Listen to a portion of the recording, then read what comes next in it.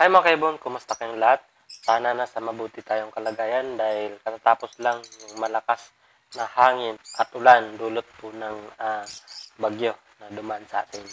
So ngayon, pag-usapan natin dahil meron tayong isang kaibon na nagtanong sa atin, ano ba daw yung dapat natin kailangan na kunin na permit kapag magta-travel po tayo ng ibon? Para maging legal yung pag-travel natin ng ibon, so kailangan natin kumuha ng local transport permit. So, yung local transport permit, ito po yung point to point. Kumbaga, from your destination to another destination. Kumbaga, ako nasa Laguna. So, ipapadala ko yung ibon sa Mindanao. Kailangan natin kumuha ng local transport permit. So, makukuha ito sa DNR. So, basta meron kayong papilis ng ibon, so dadalhin nyo yan sa DNR kasi sila rin naman po yung mag-issue ng LTP para madala yung ibon doon sa may-ari.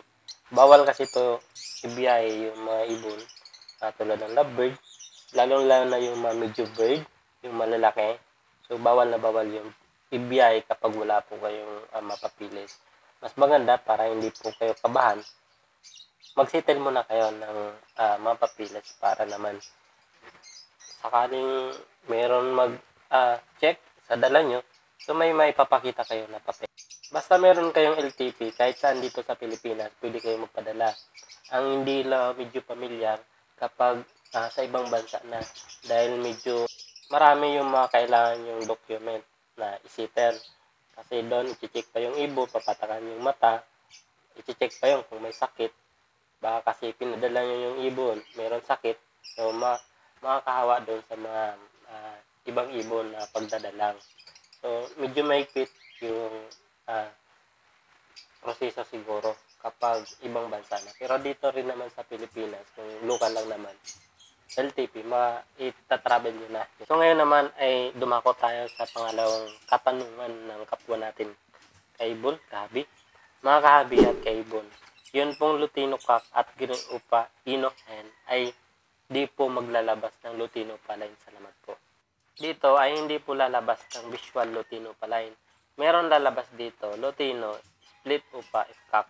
So, mas maganda kung project ni Sir dito ay Lutino Paline.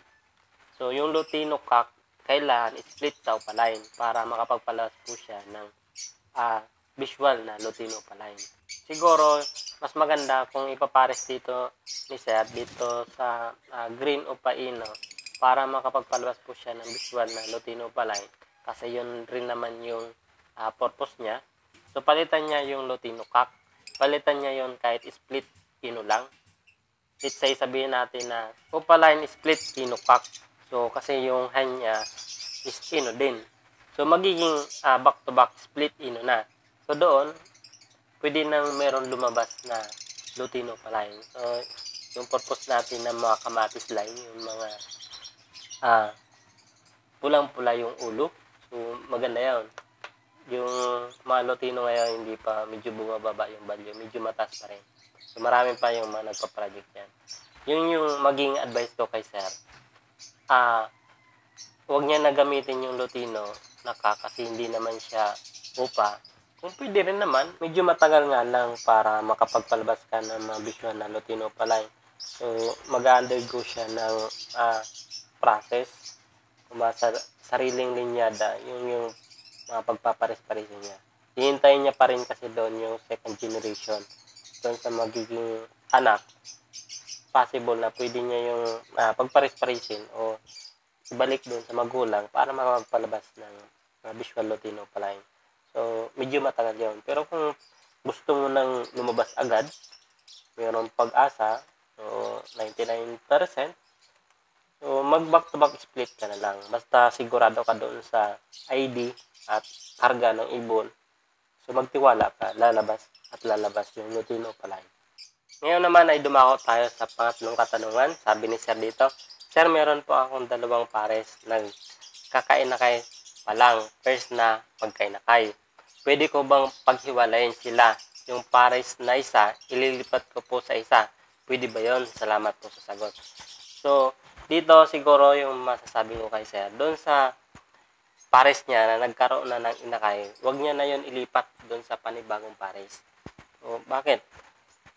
pwede pong mabulabog, may stress. Minsan, baka yung pinag-alisan niya ng inakay, hindi niya na mabuhay nung magulang yung hen, hindi nasubuan. So, mamatay. At doon naman sa pinaglan niya ng isang pares, pwede naman na hindi mo na magpares at panibagong pakikitungo, kumbaga. So, maninibago rin yon. Pwedeng hindi pa sila magkasundo, hindi pa magpares. Sa madaling sabi, may stress lang yung ibon. Kaya nga, sinabi natin na love bird.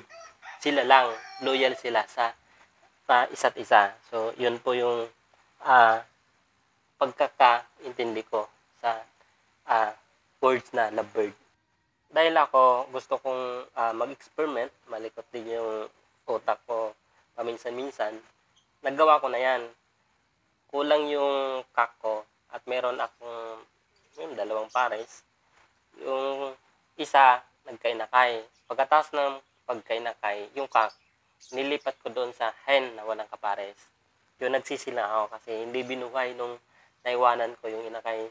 Hindi sinubuan ng hen, namatay. At saka doon naman sa kak na inilipat ko sa kabila, hindi nagkasundo. So natagalan, nabulabog lang, madaling sabi.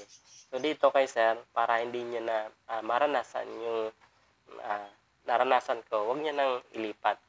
Hanggang dito na lang mga kaibon. Kung meron pala kayong mga kailangan ng mga accessories, cage, probiotics, multivitamin, meron tayo yan sa Shopee account natin. Search nyo lang yung Kaibon Poultry Supplies, so makikita nyo na doon yung mga product natin. Yun lamang sa ngayon, stay safe and the best.